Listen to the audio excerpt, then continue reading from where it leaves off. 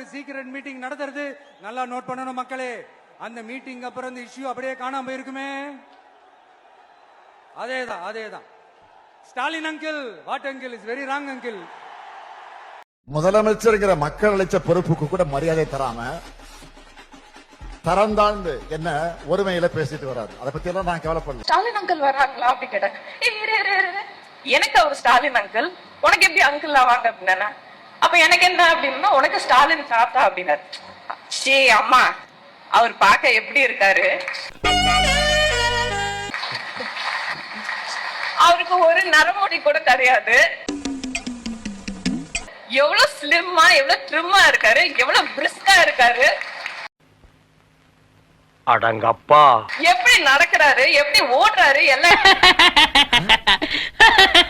எவ்வளவு சூப்பரா அங்கிள் பேசுறாங்க.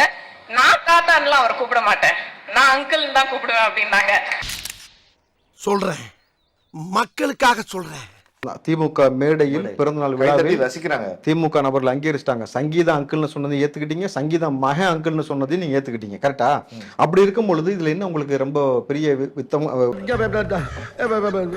சாரி யுவர் ஆனர், தங்களுக்கு தெரியாத சட்டம் ஒன்றும் இல்லை.